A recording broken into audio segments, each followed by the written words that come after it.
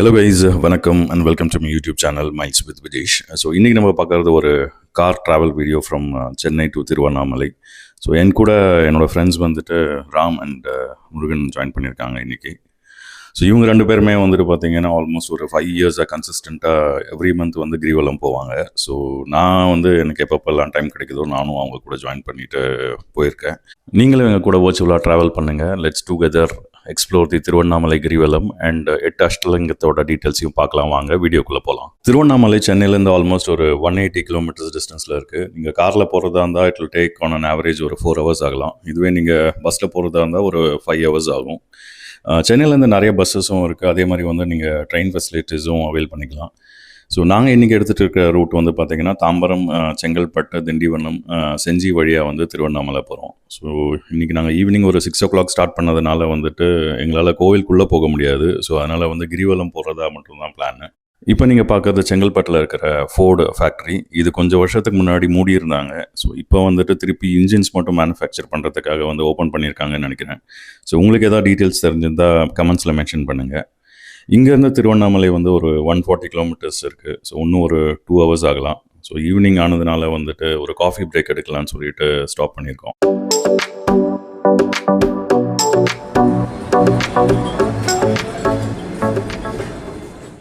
Break முடிச்சு திருப்பி ஜேர்னியை கண்டினியூ பண்ணியாச்சு. ஸோ ஈவினிங் டைமில் அந்த சன்செட்டில் இந்த ரோடும் இந்த ஸ்கையும் பார்க்குறதுக்கு ரொம்பவே அழகாக இருந்தது. இப்போ நம்ம ஆல்மோஸ்ட் திண்டிவனத்தில் இருக்கிற டோலை ரீச் பண்ணிட்டோம். ஸோ இங்கேருந்து ஒரு 70 கிலோமீட்டர்ஸ் ட்ராவல் பண்ணால் திருவண்ணாமலை ரீச் பண்ணிடலாம். இப்போ நம்ம போகிறது வந்து செஞ்சி போகிற ரோடு. ஸோ போகிற வழியில் வந்து மாம்பழம் வச்சுருந்தாங்க. ஸோ அங்கே நிறுத்திட்டு கொஞ்சம் மாம்பழத்தை டேஸ்ட் பண்ணிவிட்டு கொஞ்சம் வீட்டுக்கு மாம்பழத்தை வாங்கிட்டும் போயிருந்தோம். அப்படியே டின்னர் டைமும் ஆகிடுச்சு. ஸோ பக்கத்தில் இருக்கிற ஹோட்டலில் போயிட்டு டின்னரை முடிச்சாச்சு.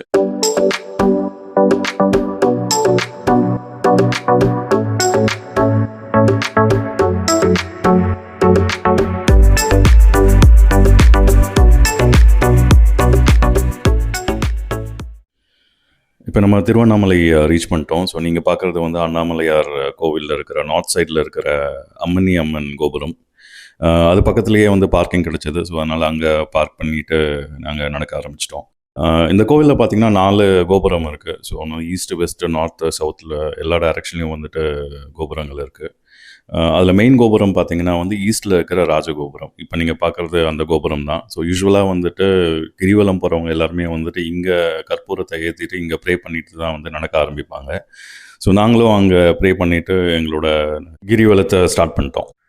திருவண்ணாமலையில் இருக்கிற அருணாச்சலர் கோயில் வந்து பார்த்திங்கன்னா இந்தியாவிலேயே வந்துட்டு மிக பழமையான சிவன் கோயிலில் ஒன்றாகும். பஞ்சபூத ஸ்தலத்தில் பார்த்திங்கன்னா இது வந்து அக்னிஸ்தலம். சிவபெருமான் வந்து முடிவும் ஆரம்பமும் இல்லாத ஜோதி ஸ்வரூபமாக வந்துட்டு பிரம்மாவுக்கும் விஷ்ணுவுக்கும் காட்சி அளித்ததுனால வந்துட்டு இந்த ஸ்தலம் வந்துட்டு ஒரு அக்னிஸ்தலமாக வந்து விளங்கப்படுது. இந்த ஜோதி தான் வந்துட்டு பிற்காலத்தில் வந்து அருணாச்சல மலையாக வந்து மாறிடுச்சு அப்படின்ற மாதிரி புராணங்களில் இருக்குது. ஸோ இதனால தான் வந்துட்டு மக்கள் எல்லாரும் வந்துட்டு இந்த மலையே வந்துட்டு சிவபெருமான் தான் அப்படின்ற நம்புகிறாங்க. ஸோ எல்லா பௌர்ணமி அன்னைக்கும் வந்துட்டு கிரிவலம் போகிறதும் வந்துட்டு இந்த மலையை சுற்றி தான்.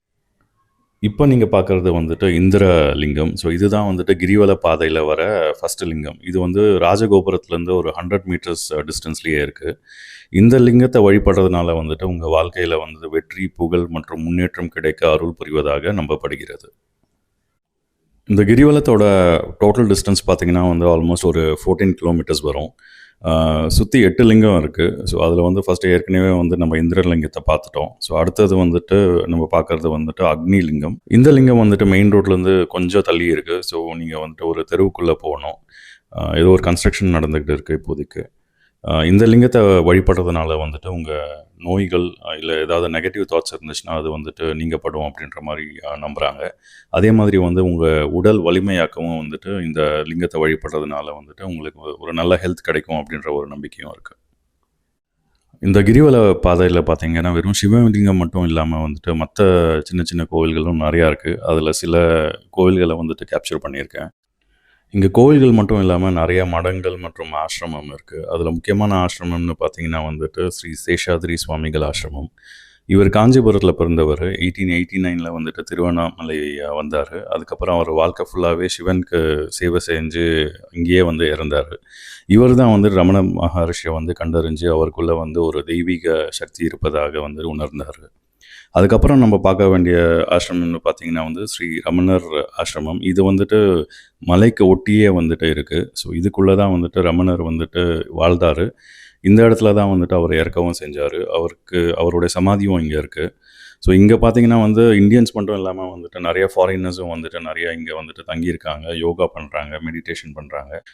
இப்போ பார்க்குறது வந்து பார்த்தீங்கன்னா நீங்கள் வந்து யோகி ராம் சுரத்குமார் ஆசிரமம். ஸோ இவர் வந்து பார்த்தீங்கன்னா ஒரு நார்த் இந்தியன், உத்தரப்பிரதேசத்தில் பிறந்து அதுக்கப்புறம் வந்து ரமணர், ஆரோபிந்தோ அவங்களெல்லாம் பார்த்துட்டு வந்துட்டு இவர் திருவண்ணாமலைக்கு வந்துட்டு இங்கே வந்துட்டு சிவனுக்கு சேவை செஞ்சுருந்தார். அடுத்ததாக நம்ம பார்க்க போகிறது வந்து யமலிங்கம். இது வந்துட்டு கிரிவல பாதையில் வந்துட்டு 3ஆவதாக வர லிங்கம். இந்த லிங்கத்தை வழிபடுறதுனால வந்துட்டு உங்களோட ஆயுள் நீடித்து பயம் மற்றும் தடைகள் நீங்கும் என்பது பக்தர்களுடைய நம்பிக்கை.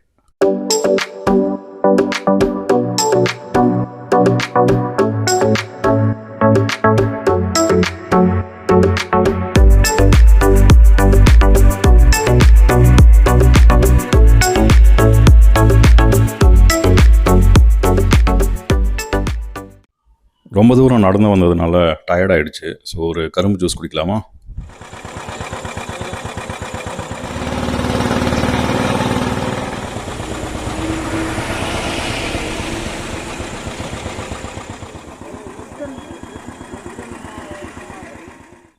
இப்போ நம்ம பார்க்குறது 4வது லிங்கமான நிருதி லிங்கம். ஸோ இந்த லிங்கத்தை வழிபடுறதுனால வந்து நம்ம வாழ்க்கையில் இருக்கிற கடன், வறுமை மற்றும் துன்பங்கள் எல்லாம் நீங்கி இன்பமாக வாழறதுக்கு வழி செய்வார் என்பது பக்தர்களோட நம்பிக்கை. நாங்கள் கிரிவலம் போனது ஒரு நார்மலான டே தான். அதனால தான் வந்துட்டு கூட்டம் இல்லாமல் இருக்குது. இதுவே நீங்கள் பௌர்ணமி அன்னைக்கு கிரிவலம் போனீங்கன்னா இந்த ரோடே பார்க்க முடியாது, அவ்வளோ மக்கள் கூட்டம் இருக்கும். பட் நாங்கள் யூஸ்வலாக வந்துட்டு ஒரு லீஜராக போகிறதுக்காக வந்துட்டு ஒரு சாட்டர்டே சூஸ் பண்ணியிருந்தோம். பட் நார்மலான டேயாக இருந்தாலும் நிறைய கடைகள் இருந்துச்சு. அதனால் உங்களுக்கு வந்து டின்னர் இல்லை வந்து ஏதாவது காஃபி பிரேக் எடுக்கணுனாலும் பிரச்சனை இருக்காது. இப்போ நீங்கள் பார்க்குறது 5வது லிங்கமான வருண லிங்கம். இது வந்து மழையின் அதிபதியான வருண பகவானால் பிரதிஷ்டை செய்யப்பட்ட லிங்கம். ஸோ இங்கே நீங்கள் வேண்டுதல் பண்ணிங்கன்னா வந்து உங்களுக்கு மன அமைதி மற்றும் உடலில் உள்ள ஏதாவது நீர்சத்து தொடர்பான பிரச்சனைகள் இருந்துச்சுன்னா அது நீங்கும் என்பது பக்தர்களின் நம்பிக்கை.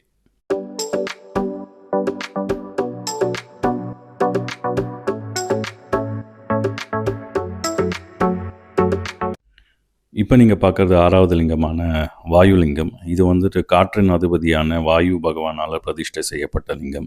ஸோ இங்கே வேண்டுதல் பண்ணுறதுனால உங்களுக்கு மன அமைதி கிடைக்கிது. அதே மாதிரி மன அழுத்தம் இருந்துச்சுன்னா அதுவும் குறையும். உங்களுக்கு ஏதாவது சுவாச கோளாறு இருந்துச்சுனாலும் அதுவும் நீங்கும் என்பது நம்பிக்கை. அது மட்டும் இல்லாமல் இந்த இடத்துல வீசும் குளிர்ந்த காற்று வந்து சிவபெருமானின் அருளாக கருதப்படுகிறது.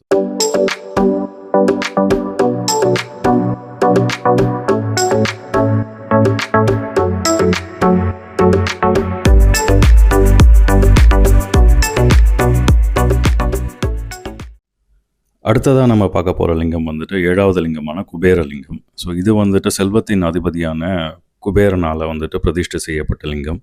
ஸோ இங்கே வேண்டுதல் பண்ணிங்கன்னா வந்துட்டு உங்களை பொருளாதாரத்தில் வந்து நல்ல முன்னேற்றம் ஏற்படும். அதே மாதிரி கடன் தொல்லைகள் நீங்கும். புதிய தொழில் மற்றும் வியாபாரத்தில் வந்துட்டு நல்ல முன்னேற்றம் ஏற்படும் என்பது நம்பிக்கை. இப்போ நம்ம ஆல்மோஸ்ட் கிரிவலத்தை முடிக்க போகிறோம். ஸோ இன்னும் ஒரு 3 கிலோமீட்டர்ஸ் மட்டும்தான் இருக்குது இங்கேருந்து கோவிலுக்கு.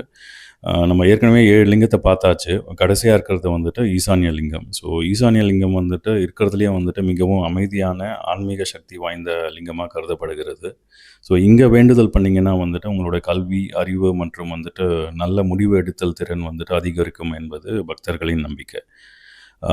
சில பேர் வந்து இங்கேயே வந்துட்டு கிரிவலத்தை முடிச்சுட்டு போயிடுவாங்க. பட் யூஸ்வலாக நாங்கள் வந்து ஸ்டார்ட் பண்ண இடத்துலையே தான் வந்துட்டு முடிக்குவோம். ஸோ அதனால் வந்து இங்கேருந்து இன்னும் ஒரு 2 கிலோமீட்டர்ஸ் நடந்து போனீங்கன்னா வந்துட்டு நம்ம ஸ்டார்ட் பண்ண இடமான ராஜகோபுரத்தில் போயிட்டு முடிச்சுட்டு அங்கேருந்து வீட்டுக்கு போகிறது தான் பிளான். வழக்கம் போல் நல்லபடியாக கிரிவலம் முடிஞ்சது. ஸோ இங்கேருந்து நம்ம சென்னைக்கு கிளம்ப போகிறோம்.